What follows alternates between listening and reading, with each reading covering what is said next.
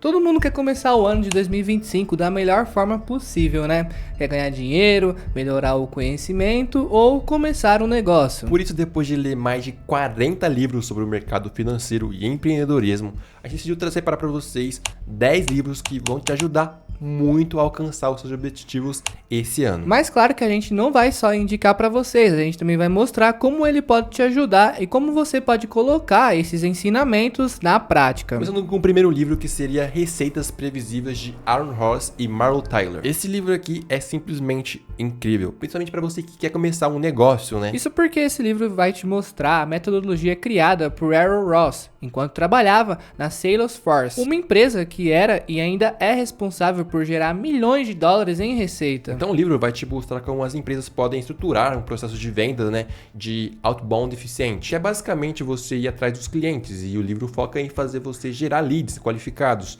criar previsibilidade nas suas receitas e escalar o seu negócio. E o bom desse livro é que ele aborda vários tópicos como segmentação de clientes, criação de funis de vendas e uso de métricas para otimizar os resultados. Então, para você que quer construir um negócio focado em escalar, ele é simplesmente perfeito. E a gente fala isso porque aprendemos muitas coisas com ele, tipo especialização no processo de vendas, que seria dividir as equipes de vendas em funções especializadas, o que faz aumentar a eficiência e os resultados.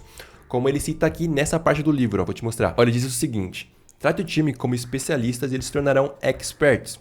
Não apresse treinamento, dê a eles ferramentas e os desenvolva. O segundo ensinamento, que é muito valioso, que a gente aprendeu nele e que dá para usar na prática, foi procurar leads qualificados, que seria meio que você focar, né, no seu público-alvo, o que faz você não desperdiçar o seu tempo, e é necessário para quem quer ter uma empresa, viu? Tanto que no livro eles dizem assim na página 71, prospecte novas contas com novos métodos em vez de importunar as pessoas com ligações desejadas, ou ter que lidar com secretárias, atendentes e outros tipos de barreiras de acesso. Utilize, por exemplo, e-mails simples para obter o contato das pessoas com as quais você realmente deve falar e que, por esse motivo, esperarão muitas vezes de forma receptiva a sua ligação. Agora, o terceiro que a gente mais usa é a previsibilidade, que vem dos dados e processo. Ou seja, um processo de vendas bem estruturado é baseado em métricas confiáveis que cria uma previsibilidade, o que consequentemente reduz as incertezas. E uma métrica que a gente usa muito nos negócios hoje em dia são as famosas taxas de conversão. É isso aí. Mas agora o nosso próximo livro é Dominando o Ciclo do Mercado, de Howard Marks. E você que é investidor, é meio que obrigatório a ler esse livro, porque esse cara aqui é simplesmente um gênio do mercado financeiro. Porque no livro você vai entender como os ciclos do mercado influenciam o comportamento dos investidores, também da economia, né, que é muito importante. Fora isso, ele explica que os ciclos são inevitáveis e ao entender suas dinâmicas, os investidores podem melhorar, né, as suas decisões nos investimentos. Então, com ele, você vai poder identificar onde estamos no ciclo, se é em alta ou em baixa, e vai aprender como evitar comportamentos irracionais durante extremos de otimismo ou pessimismo. Então, só te falar isso, a gente já tem uma lição muito importante que a gente aprendeu nele, que é os ciclos do mercado são inevitáveis. Todo mercado passa por ciclos de alta e de baixa, e reconhecer isso é fundamental para se preparar e evitar surpresas. Tanto que ele fala assim nesse livro: se estudarmos os ciclos anteriores, entendemos suas origens e significado e ficamos alerta para os próximos, não teremos de reinventar a roda para entender novamente cada ambiente de investimento. Agora, o segundo ensinamento é evitar os extremos emocionais, que o ser humano se move por emoções. Isso todo mundo já sabe, né? Mas Howard Marks fala que o comportamento emocional, como ganância e medo, são um dos maiores inimigos do investidor, e é eles que movem os ciclos. Tanto que ele fala aqui, no livro na página 307. Os investidores raramente mantêm posições objetivas, racionais, neutras e estáveis. Primeiro, exibem um elevado grau de otimismo, ganância, tolerância ao risco e credulidade, e seu consequente comportamento faz com que os preços dos ativos subam, os retornos potenciais caiam e o risco aumente. Mas então, por alguma razão, talvez a chegada de um ponto crítico, eles mudam para pessimismo, medo, aversão ao risco e ceticismo. E com isso os preços dos ativos caem, os retornos prospectivos aumentam e o risco diminui. Então isso é algo que você precisa colocar na prática. Agora, a terceira lição e a coisa mais importante que a gente aprendeu aqui foi investir com margem de segurança. Se você quer aprender a comprar ações baratas, leia esse livro aqui, sério. Porque além de saber comprar na hora certa, você vai evitar comprar uma ação que não vale aquilo, né, Léo? Esse livro aqui é realmente valioso para quem é investidor. Eu aprendi muita coisa com ele, que eu poderia falar um monte aqui, mas como é um vídeo, né, não dá para falar muito. Então bora pro próximo, que é esse daqui, ó. Sapiens, uma breve história da humanidade. Cara, apesar desse livro não ter relação, né, com investimentos, ele é simplesmente perfeito. A palavra é isso, eu acho que ele não tem defeito. Eu que só gostava de ler livros de investimento e negócio, mas eu simplesmente me apaixonei por ele. Pior que ele é muito bom mesmo, porque ele traça a história da espécie humana desde os primórdios, abordando os principais eventos que moldaram as sociedades, como a Revolução Cognitiva, a Revolução Agrícola, a unificação da humanidade, né, por meio de impérios e religiões, e a Revolução Científica. Fora que o autor aborda uns pontos sobre como a imaginação é a base de tudo das nossas vidas, né, nossas crenças. Tipo, porque a gente acredita que a Nike, por exemplo, é meio que uma pessoa que não tá ligada com o seu dono. Tem duas pessoas diferentes. É doideira pensar nisso, né? Só lendo pra você entender mesmo. Mas um aprendizado que a gente entendeu com ele foi a visão sobre o dinheiro e a felicidade. Uma coisa que é discutida muito entre as pessoas é que o dinheiro não traz felicidade, né? Mas se liga o que ele vai dizer aqui na página 412. Talvez a felicidade consista em cada um sincronizar suas ilusões pessoais sobre o significado da vida com as ilusões coletivas prevalecentes. Desde que minha narrativa pessoal esteja alinhada com as narrativas de quem me cerca, posso me convencer que minha vida tem sentido e encontrar felicidade nessa convicção. Aí depois ele complementa na página 401. Uma conclusão interessante é que o dinheiro de fato traz felicidade, porém só até certo ponto, além do qual ele tem pouca relevância. Bom, na minha opinião, eu acho que o dinheiro traz sim felicidade, mas como ele diz, até a certo ponto, né? Eu concordo, até porque a maioria das coisas que a gente quer fazer tem alguma relação com o dinheiro. Mas o que vocês acham aí? Deixa a sua opinião de vocês aqui embaixo. Agora, o nosso próximo livro é esse aqui do Elon Musk, escrito por Ashley Vance. Como vocês podem imaginar, isso é uma biografia que conta a vida de Elon Musk, né? Desde sua infância na África do Sul até o seu papel como CEO da Tesla e da SpaceX. Mas uma coisa que a gente gostou muito nele é que o livro detalha como Musk superou as adversidades. Ele enfrentou críticas e até assumiu riscos para transformar setores como transporte, energia renovável e exploração espacial em um mercado bilionário. A gente se identifica muito com ele porque é uma história de perseverança e ambição inabalável, né? Porque, olha, o cara já quebrou muito, viu? Tanto que essa é uma das maiores lições que a gente aprendeu no livro, que seria sonhar grande e ser resiliente. Porque sem isso, Elon Musk não seria quem ele é hoje, né? Tanto que ele tem uma frase que não tá no livro, mas mostra muito dele, né? Que diz assim: quando algo é importante o suficiente, você faz, mesmo que as probabilidades não estejam a seu favor. Em questão de ser resiliente, esse cara aqui é muito. Porque no livro, o tanto de vezes que ele já quebrou um negócio, que deu ruim, né? Principalmente na SpaceX, tanto que ele cita assim no livro, ó. Era só coronhada, disse ele. Havia muito prazer com o sofrimento alheio na época. E isso foi ruim, de muitas maneiras.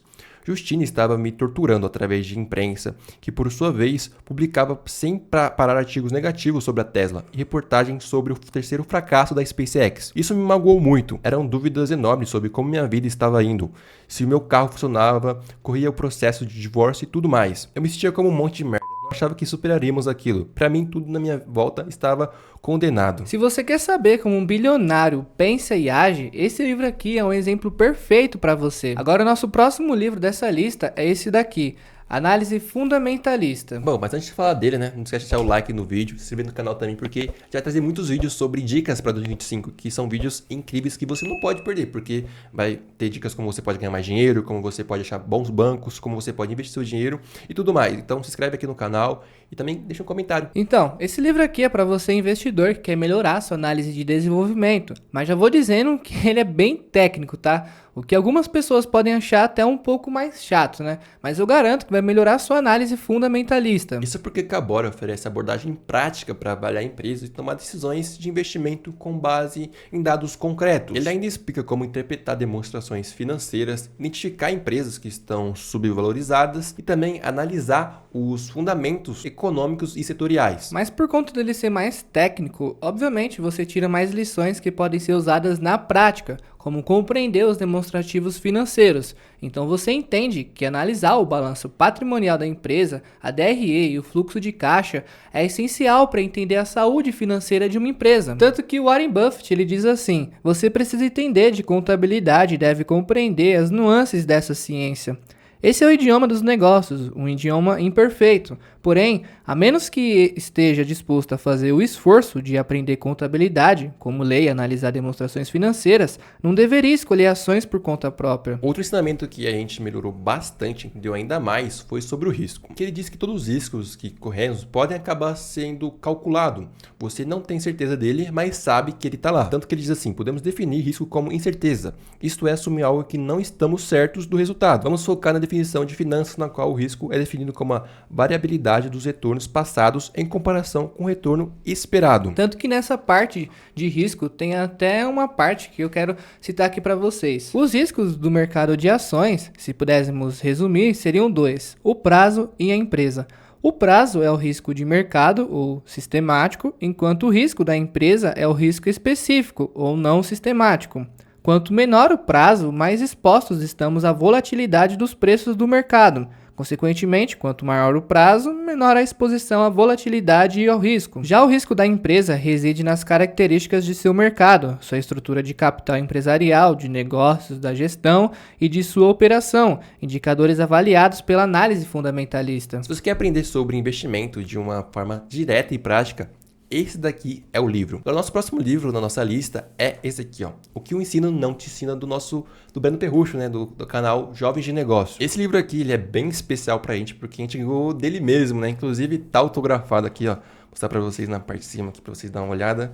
Ó, pra nossa amiga aqui, a geração de ativos. Então, valeu aí, Breno, mas ele não tá aqui só por isso, tá? Mas sim porque o livro é realmente bom, né, Léo? Exatamente, ele é perfeito para quem tá começando agora nos investimentos e não só isso, né? Porque o nome já diz, né, que o ensino não te ensina, ou seja, educação financeira. Ele traz ensinamentos práticos sobre finanças, produtividade, empreendedorismo, autoconhecimento e como assumir o controle da sua própria vida. Inclusive, ele tem alguns insights muito importantes, tá? Tipo, quando ele fala que você só tem que começar, tanto nos investimentos, no negócio, etc. Você tem que botar os seus conhecimentos em prática. Tanto que ele diz assim no parte do livro. Ó. Há um ditado que diz que o melhor momento para você começar a jornada foi há 10 anos. O segundo melhor momento foi ontem. E o terceiro é agora. Tanto que conseguimos produzir ao longo dos anos é imensurável, mas nada acontece da noite para o dia. Outra coisa que eu achei muito legal e pode dar uma luz para você que está no ensino médio, ou então acabou de sair e não sabe o que fazer, é que você tem que atender a demanda do mercado. Seja trabalhando para alguém ou construindo seu próprio negócio. Só atendendo a demanda, você vai conseguir de fato ganhar dinheiro com isso, né? Tanto que ele fala assim na página 124. A quantidade de dinheiro que ganhamos está diretamente associada à nossa capacidade de suprir demandas no mercado. Então, se você quer ganhar dinheiro, apenas atenda a demanda do mercado. Agora, o nosso próximo livro é de outro influencer bem conhecido, que no caso é esse aqui, do Bruno Perini, que inclusive esse é um livro novo dele, né? Chamado Em Nome do Povo. Cara, ele é simplesmente incrível. Realmente, com ele você vai entender a relação entre o Estado e o dinheiro e vai começar a questionar as aplicações do controle estatal sobre as moedas. Sem contar que o Perini apresenta uma análise histórica e econômica, abordando desde o escambo até o sistema monetário atual, onde o dinheiro depende de confiança pública e de políticas governamentais. E tem várias citações de outros livros, que são incríveis também. Mas com ele você consegue aprender muitas coisas, tipo o impacto da inflação na economia. Aí com isso você entende que a inflação ela é uma consequência da emissão descontrolada de moeda e prejudica principalmente a parte mais pobre da população, né? Tanto que ele fala assim no livro. Infelizmente, a inflação afeta mais justamente aqueles que têm menos condições de compreender como ela funciona, os mais pobres. Perceba que a consequência da inflação é o aumento generalizado dos preços. Teremos não apenas o preço de itens alimentícios, remédios e roupas subindo, mas também o preço de terras, imóveis, ações e ativos financeiros de forma geral e apreciando. E ele fala muito sobre isso, e como o Estado tem culpa de tudo, já que é ele que controla tudo. Tanto que ele fala que o Estado gosta de inflação, o que é uma pura verdade. Tanto que ele diz assim no livro: Ao criar mais moeda e injetá-la na economia, sendo o Estado principal beneficiado, teremos como consequência uma pressão de demanda que provavelmente aumentará os preços. Contudo, se pensarmos um pouco mais no efeito da combinação de preços de produtos e serviços, subindo frequentemente com alíquotas de impostos fixos, veremos que esse aumento de preços ainda beneficia a arrecadação do governo. Ou seja, para o governo ganhar, ele também precisa da inflação. Mas assim, esse livro aqui tem coisas muito legais que daria para falar dele até amanhã, né? E sem contar que ele tem uma leitura muito gostosa e fluida. Então esse aqui é um livro que eu particularmente gostei bastante e recomendo muito para vocês lerem. Agora o próximo livro da nossa lista é Hackeando a Riqueza, de Greg Reid. Esse livro aqui, sendo bem sincero, eu não esperava muito dele, né? Mas eu me surpreendi bastante, porque ele tem muitos insights e frases legais que dá pra você pôr na prática, né? Sim, porque nesse livro, Greg Reid explora os princípios e estratégias utilizadas por milionários e bilionários para alcançar a abundância financeira. Porque para escrever esse livro, ele entrevistou muita gente rica, tá? Então ele conta histórias inspiradoras, práticas comprovadas e insights práticos para ajudar o leitor a transformar seus sonhos em realidade, além de focar em conceitos como determinação, criação de valor e tomada de decisões inteligentes, destacando a importância de uma mentalidade aberta e resiliência para superar os desafios. Uma coisa que me fez pensar muito nesse livro foi como grandes milionários terceirizam seus negócios. Mas aqui não estou falando de você terceirizar tudo, tá? Mas sim de você dominar o seu ponto forte e terceirizar o resto.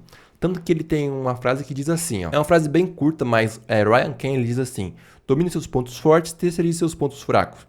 Sendo bem sério, isso me fez coçar a cabeça um pouco. Outra coisa que a gente aprendeu foi a mentalidade resiliente e educação positiva. Nunca pensei que isso funcionaria, mas você ter uma mente resiliente e se autoeducar com algo positivo é a melhor maneira de achar os porquês nas perguntas. Tipo, ao invés de perguntar por que esse cara tem mais dinheiro que eu, pergunte como ele ganha mais dinheiro que você.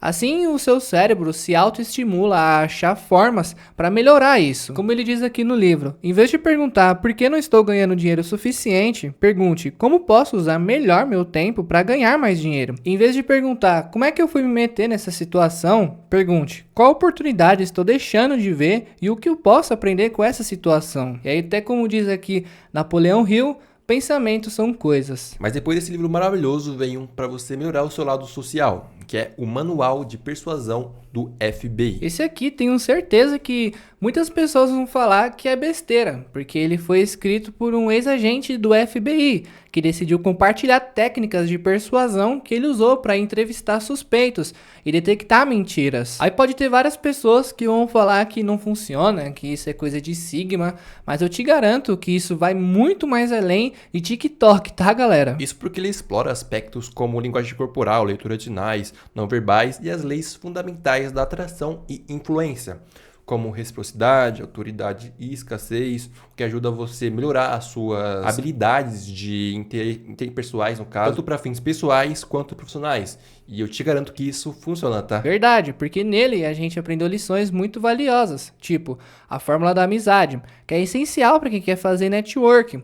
E necessariamente você não precisa fazer amizade com a pessoa, mas sim demonstrar o sentimento de amizade. Que ele diz assim: aprendi que as pessoas se esquecerão daquilo que você disse, esquecerão daquilo que você faz, mas nunca esquecerão da maneira como você as fez sentir. E se você quer a fórmula da amizade, a equação é essa aqui. Amizade é igual proximidade, mais frequência, mais duração, mais intensidade. Outra coisa que a gente aprendeu com esse livro foi a importância da linguagem corporal. Sinais como contato visual, postura e gestos revelam intenção e emoções, sendo fundamentais para entender e influenciar os outros. Isso serve para muitas coisas, tá? Mas principalmente para você que quer fazer uma entrevista de emprego. E outra coisa que a gente aprendeu muito nesse livro foi como as pessoas são egocêntricas e como você pode lidar com esse tipo de pessoas. E essa foi uma parte do livro que eu simplesmente adorei, né? Sim. Mas uma parte que eu deixei salva foi que egos já machucaram mais pessoas e destruíram mais boas ideias do que se pode imaginar. Agora, o nosso último livro é um que é essencial para você que quer entender mais o seu cérebro,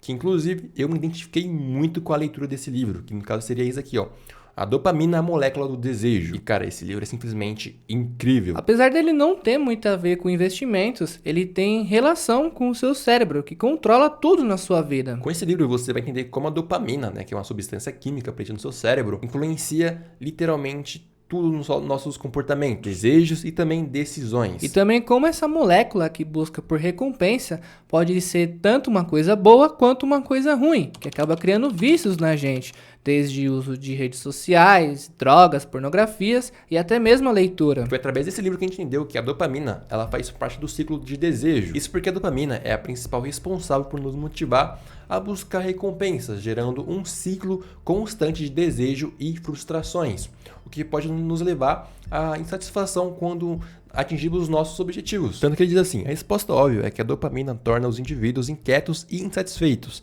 sempre querendo mais, sempre desejando algo melhor. São exatamente as pessoas que deixam uma comunidade estabelecida para explorar o desconhecido, mas há outra explicação também. Outra coisa que a gente aprendeu e tenta evitar ao máximo foi como as redes sociais podem afetar nossas vidas. Isso porque o livro ele explica como o vício está ligado à dopamina, seja no amor, drogas, sexo ou nas redes sociais hoje em dia. Tudo que você faz demais vira um vício, tanto que ele diz assim: o vício não é um sinal de caráter fraco ou falta de força de vontade. Ocorre quando os circuitos do desejo são lançados em um estado patológico por superestimulação. Cutuque a dopamina com força e por muito tempo, e o poder dela vai rugir para você. Quando se tornar todo poderosa, será difícil domá-la. Outra coisa muito importante que eu aprendi nesse livro foi o impacto da dopamina nas nossas escolhas de longo prazo, que para mim é uma das coisas mais importantes de se pensar. Isso porque, embora a dopamina seja essencial para o impulso da sobrevivência e também da criatividade, ela pode ser um obstáculo muito grande se não for gerenciada adequadamente, levando a decisões impulsivas e a busca incessante por prazer imediato, que afeta as suas decisões futuras. E é por isso que você precisa ler esse livro e tomar cuidado com o que você busca prazer. E bom, esses foram os nossos 10 livros, né, que vocês viram, que não teve os clichês de sempre, né, tipo Pai Rico, Pai Pobre, mas mesmo assim esses clichês são ótimos livros. Agora comenta aqui se você já leu algum desses livros e o que você achou das nossas recomendações também. E se você gosta desse tipo de vídeo, você vai adorar esse aqui.